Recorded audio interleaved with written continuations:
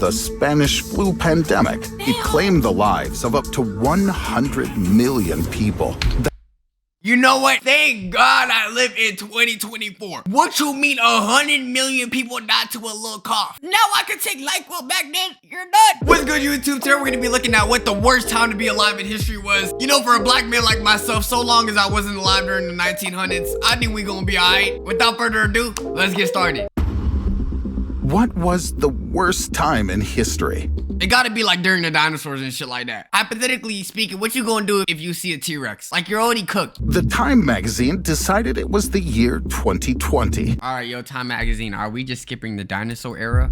The 1800s era where, like, it was literally horrible for everyone. You could get a flu and you're gonna be cooked. You could be a woman and you're gonna be cooked. You could be zesty and you're gonna be cooked. What you mean 2020 the worst? It seems to me that the Times magazine should have hired a competent historian. Literally. Yes, it was the time of bitter political disputes and riots, which deteriorated into violence and, above all, the pandemic that threw us off balance. Yeah, but guess what? At least we had vaccines for that. Back then, you get a little cough, buddy, you're living till you're 20. Each one of us has faced disturbing thoughts. It felt like we met this planet at a very strange time in our life. But believe me, it wasn't the worst. In this video, At all. I'll give you the opportunity to wake up in other, more challenging periods. So It's not even close. I don't even think 2020 holds a candle. Bro, if we get sick, we go to the hospital. If you get sick back in the 1800s, can you even pick up a book? Like, if you don't know the medicine yourself, it's GG's. was not to judge the year 2020 in the heat of the moment. You'll find out, what is life like without the sun? How can the absurd one-man rule destroy the fate of thousands of people? And what was the worst year in human history? Whenever Discord was created, let's just be real. Society back then was probably thriving until that app was created. I love Discord, by the way.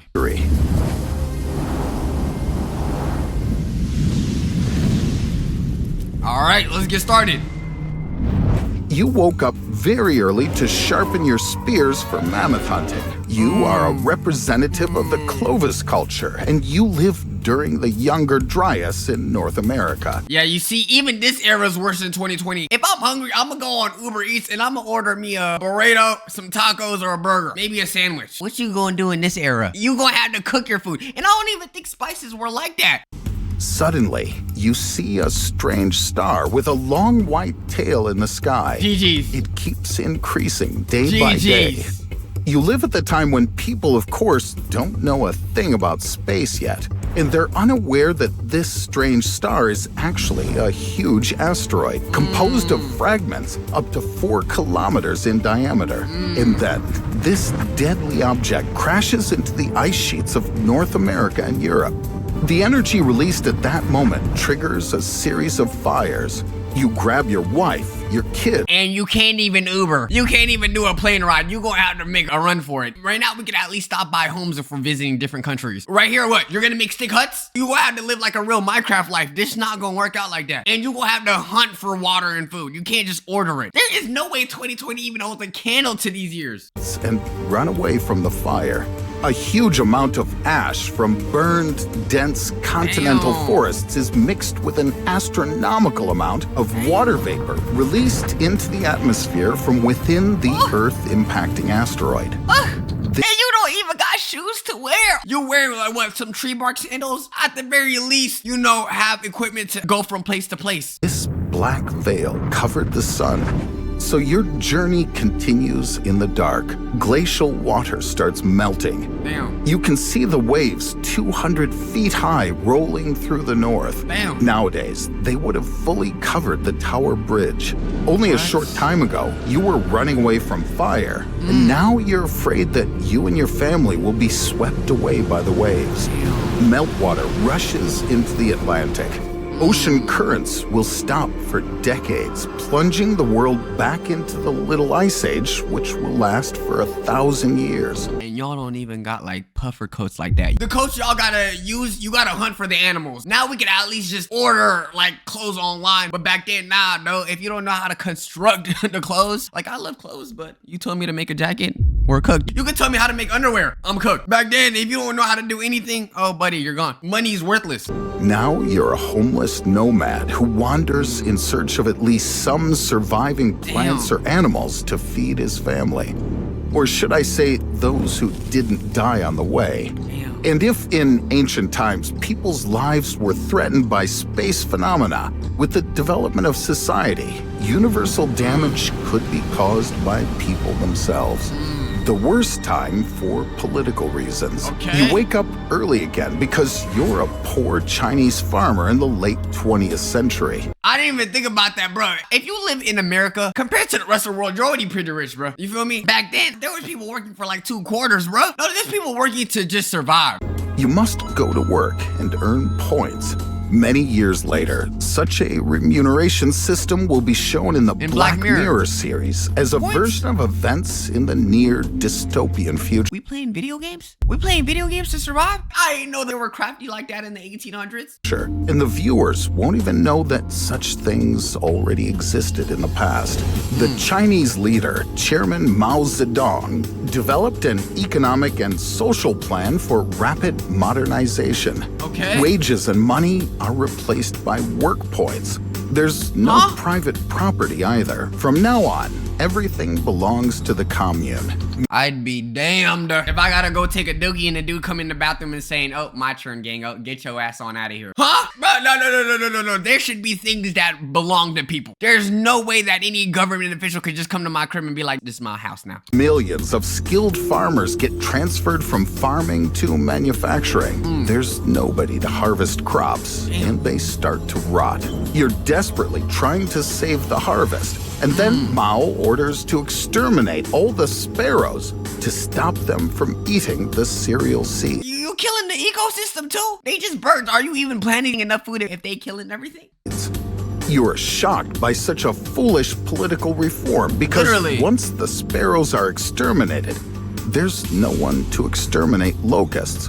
You can't alone bear the burden of stopping the spread of these pests. You have nothing to eat, and eventually, you, along with the other 55 million victims of Mao's thoughtless policies, end up starving to death. You ended 55 million people? Did intelligence exist back then? Did you have no advisors telling you what you was doing was stupid as hell? Yo, so all that points for nothing. That's like getting a final victory in Fall Guys and not getting no trophies for it. Oh, R.I.P. Staying at home during quarantine is nothing compared to the Mao era. At any time, we could order food delivery and have a quiet, safe rest in our apartments, which nobody intended to take away from us. And now imagine this. You wake up on the North American coast where you live with your tribe. Some strangers approach you. They don't bother using any polite ways to ask to get some supplies from you. And when they get rejected, one of them threatens to deprive you of the moonlight.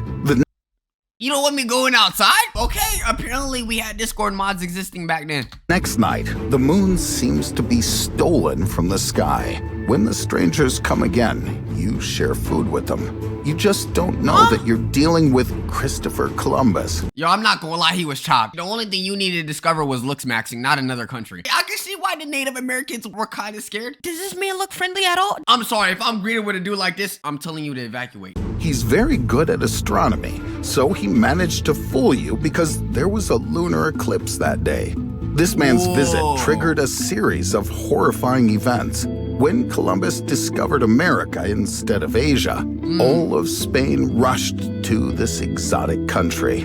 The Spanish were quickly followed by Portugal and then France, England, and Holland. Thus began the colonization of America.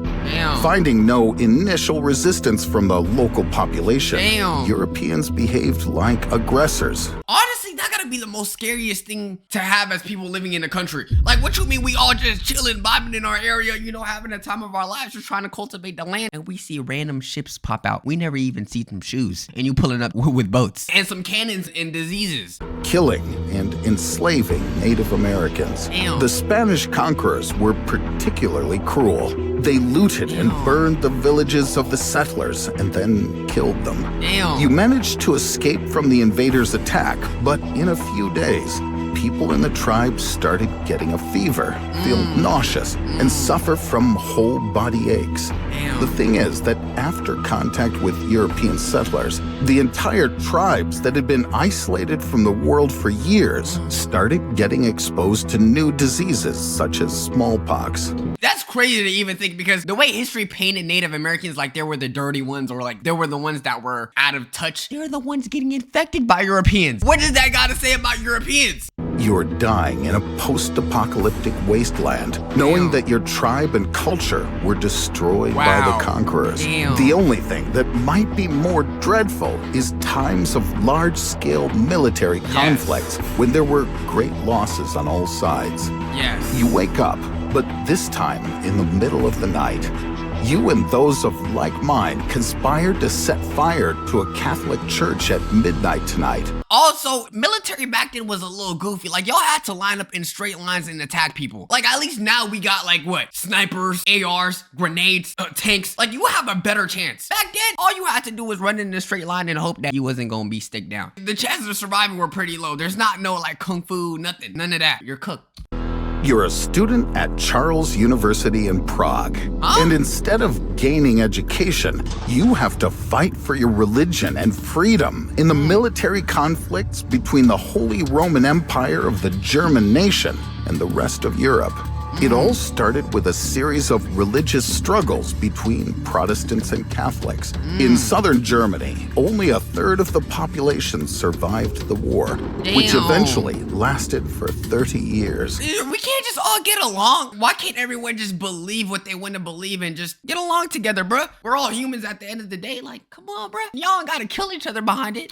It took over a century for many areas to recover from the effects of economic and social decline. According to various estimates, the total losses ranged from 5 to 8 million people. But the worst part is that you might not experience the honor of dying in battle. Honor? Hey, I'm sorry. People say there's honor in dying in battle. Gang, I'm trying to live my life. There's honor in living till you're 100. I'm trying to see my children. I'm trying to see my wife. No, I'm not trying to get stick down because some government official told me to do so. Instead, die of typhus or dysentery or bubonic plague. There are data that in Germany, it killed more people than the battles did. You might as well wake up in the first half of the 20th century. During that period, the world was shattered by 2 world wars within 30 years. Genocide and massacres were committed throughout the world in the name of political ideologies, resulting in the death of hundreds of millions of people. Yo, why are humans animals, bro? Just the thought of me just going outside and being like, I gotta end 30 kids today just because in the name of like wanting to expand. That's just absurd to me. Even if you were a veteran who managed to survive the First World War, you could end up dying of the Spanish flu pandemic. It claimed the lives of up to 100 million people. You know what? Thank God I live in 2024. What you mean 100 million people died to a little cough? Now I can take NyQuil back then? You're done. That's 5% of the world population. But the most devastating conflict ever witnessed in history is people who still watch My Little Pony at their old age. I'm sorry, gang. Let it go. You are 50 years old. You need to start a family. A 50-year-old obsessed with My Little Pony, you need to be put on some sort of watch list. Is the Second World War. Oh, that It was too. the limit to human cruelty.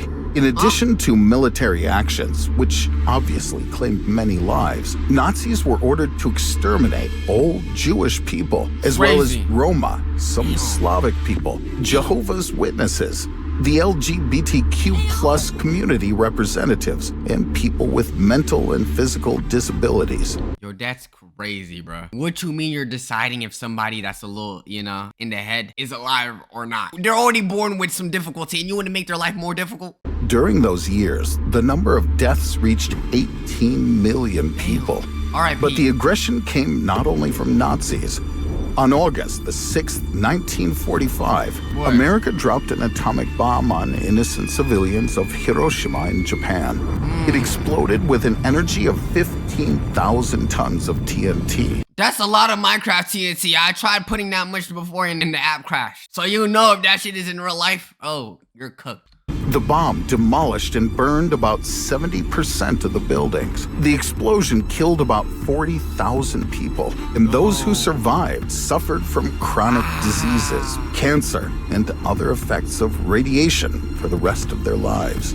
Therefore, when you went to sleep during the Second World War, you could never be sure you'd wake up. Bro, I'm so glad that I was born in the 2000s. I don't care. If our only problem is TikTok, media consumption, things like that, that is way better than waking up one day and just seeing a goddamn grenade just drop on your ass. Your house could be blown up, burned, or you could be shot while asleep.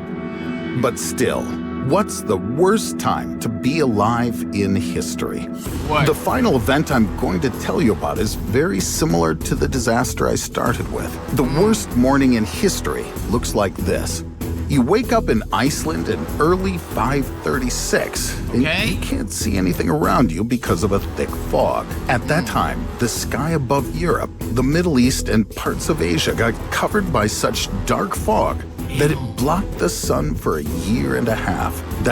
Oh, hell nah, bruh. Y'all stink up there that much we can't even see what's going on? You see, this is what happens when you put a lot of Redditors in the same room. You gotta disperse. This is what happens when you still support Manchester United in the big 2024. Like, you just gonna see nothing but darkness. Everything's gonna be miserable. That's how the Dark Age began. The thing is that in Iceland, there was a catastrophic volcanic eruption, which spread ash across the northern hemisphere.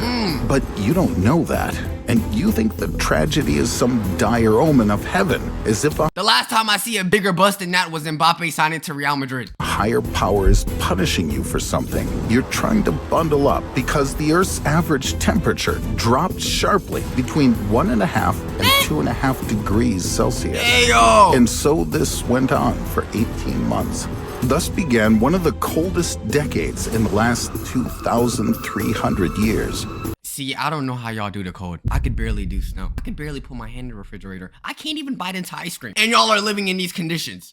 Drought and famine spread everywhere. Damn. Suddenly, you get sick. It feels like you're burning. You're weak. You're dizzy. The pain is splitting your head to pieces. You keep fainting. You're thrashing around in bed. You're coughing up blood, and you're experiencing strange visions. And you still can't see a doctor. That's insane. This is how plague will take your life. The plague had been striking people for 15 or 18 major waves of the pandemic. That disease killed about 50 million people. Damn. Corpses covered the streets like carpets. What do you say about the pandemic period now? This was nothing. Even the pandemic compared to a regular day in America in the 1800s. I'd rather take the pandemic any day of the week. Are we really living during the worst years? No. In fact, people have never lived longer, better, safer, or richer than nowadays. In the 18th century, the average life expectancy of the world's population was only 29 years. And today, on average, we can make it to 70. Just for the last 25 years, 1/7 of humanity has been saved from extreme poverty due to economic growth. More people than ever before have enough food. Modern medicine made significant progress, and the spread of democracy made the world freer and safer.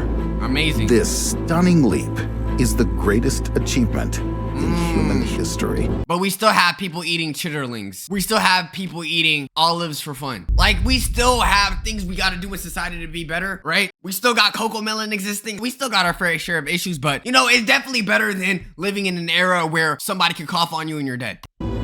Write in the comments your reasons why you think the time we live in is the best, and subscribe to the... Well, for somebody like me, I'd rather much have things that I purchase be made out of content than making. Never mind, scratch that. Anyways, YouTube, make sure you guys subscribe, road to 700K. Join us on the Reddit community, Twitter communities, link in the description. Subscribe, all that good stuff, man. Waxer for life. Love y'all.